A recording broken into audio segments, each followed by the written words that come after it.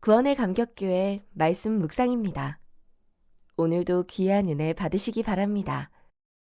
오늘 우리에게 주시는 하나님의 말씀은 여호수아 20장 1절에서 9절입니다.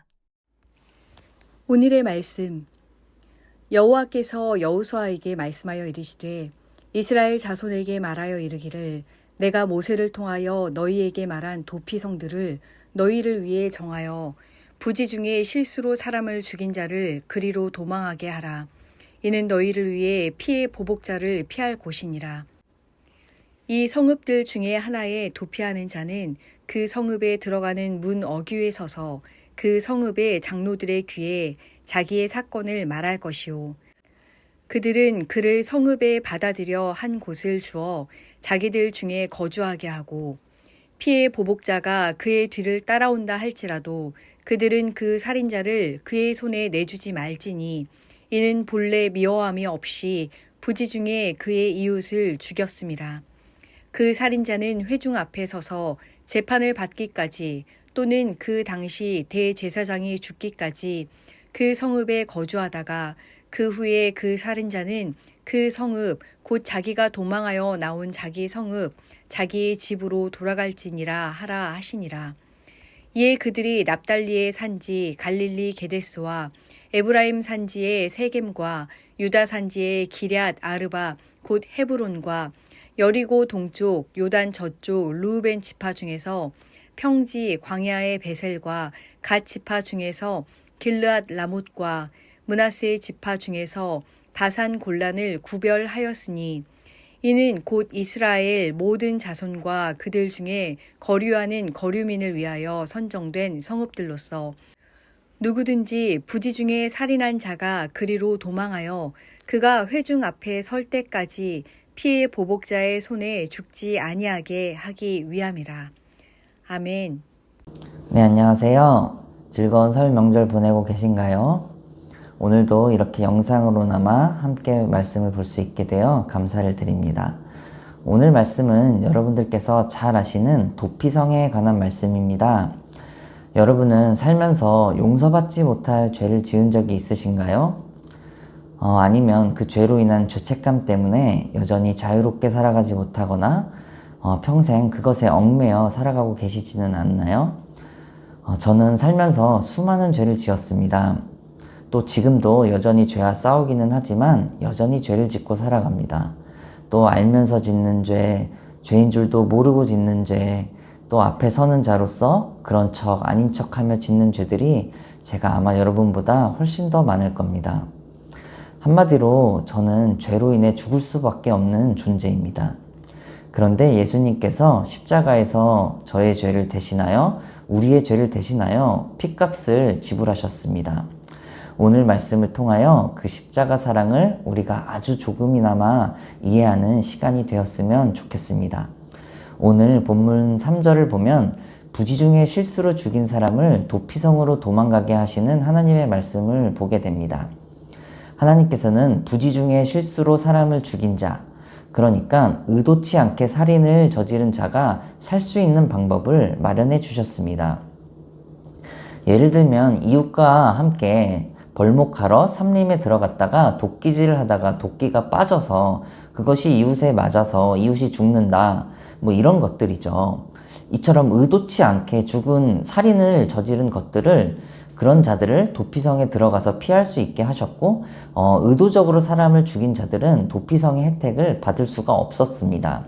그리고 실수로 사람을 죽였어도 살인은 살인인 것이죠. 구약의 율법을 보면 눈에는 눈, 이에는 이로 보복하는 것이 그 당시의 생각에는 너무나 일반적이었습니다.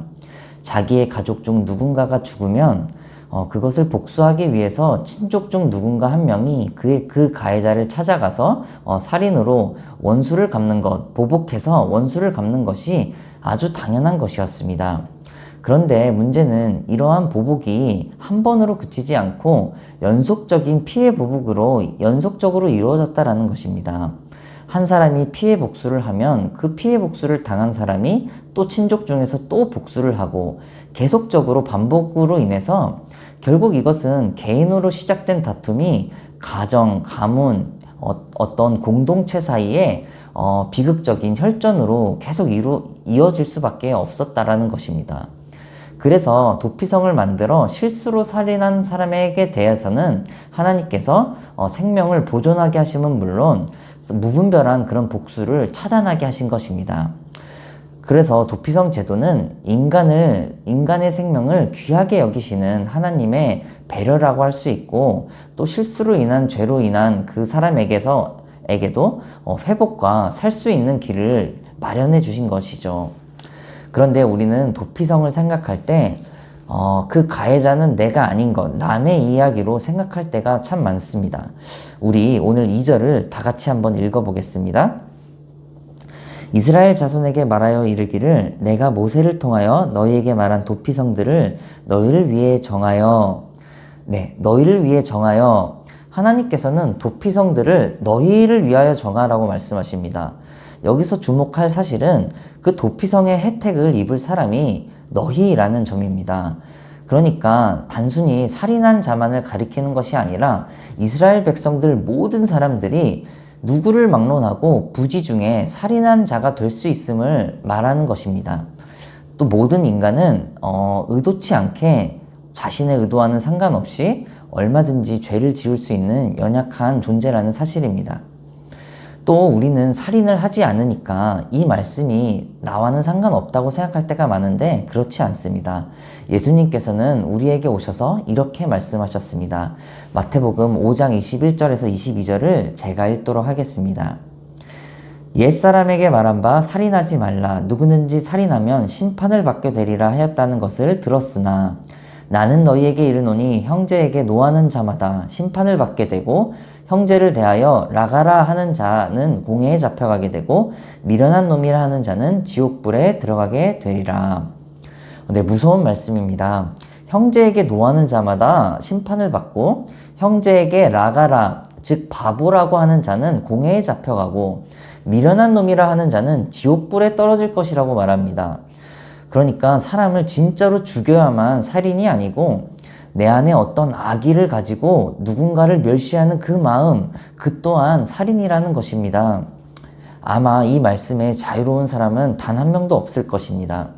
남 흉을 보고 내가 저 사람보다는 낫지 라고 생각하는 내 안에 그런 더러운 불쑥불쑥 올라오는 그 악한 마음들을 볼 때 우리는 부지중이 아니라 고의적으로 살인할 때도 너무나 많은 것 같습니다.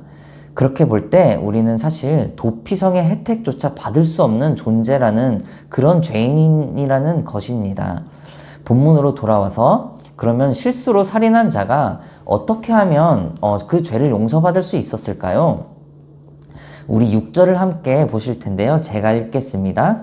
그 살인자는 회중 앞에 서서 재판을 받기까지 또는 그 당시 대제사장이 죽기까지 그 성읍에 거주하다가 그 후에 그 살인자는 그 성읍 곧 자기가 도망하여 나온 자기 성읍 자기 집으로 돌아갈지니라 하라 하시니라. 아멘. 먼저 도피성으로 간 사람은 재판을 통해 그가 도피성에 머물러야 하는 그런 이유가, 타당한 이유가 있어야 했습니다. 그것이 인정된 후에 도피성에 머무르다가 당시에 대제사장이 죽을 때까지 머물다가 대제사장이 죽은 후에야 자기 고향, 자기 가족들 품으로 돌아갈 수 있었습니다. 왜 대제사장이 죽은 후에 돌아갈 수 있었을까요? 왜 대제사장이 죽을 때까지 머물러야 했을까요? 여기서 중요한 것은 실수로 사람을 죽였어도 이 도피성 제도의 보호를 받은 사람이라도 그것이 그거와 결백하다라는 것은 아닙니다. 실수로 사람을 죽인 경우에도 분명 속죄가 필요하다는 사실입니다. 살인은 살인인 것이죠. 그 대가를 누군가 반드시 치러야 했다라는 사실입니다. 그런 원리인 것입니다. 핏값을 대신해야 하는 그때까지 도피성에 머물러야 했고 그 대제사장이 죽음으로써 그 핏값을 대신할 때 그때에서야 죄에서 해방될 수 있었던 것입니다. 오직 대제사장의 죽음을 통해서만 죄사함을 받고 자유롭게 될 수 있었던 것처럼 오늘날 살인자와 같은 죄인인 우리 인생들 또한 우리의 대제사장 되신 예수 그리스도의 죽음을 통해서만 우리가 다시 살 수 있는 것입니다. 오늘 도피성의 대제사장의 역할을 잘 살펴보면 우리가 예수님의 죽으심을 아주 조금이나마 이해할 수 있는 그림자가 됨을 봅니다. 예수님이 우리 죄를 대신해 핏값을 지불하셔야만 했습니다. 하나님은 독생자 아들을 십자가에 못 박아 버리실 만큼 죄를 미워하셨다라는 것, 또 동시에 그만큼 우리를 사랑하셨습니다. 그래서 내가 죽어야 할 자리에 예수님이 대신 죽으심으로 우리의 핏값을 대신하고 죄를 사하신 것입니다. 여기서 우리가 좀 깊이 생각해야 할 부분이 있는데요.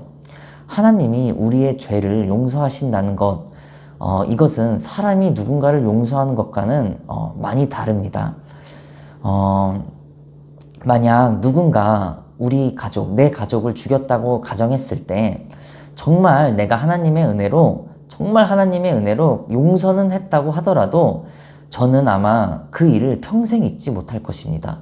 평생 잊지 못하고 살아갈 것입니다.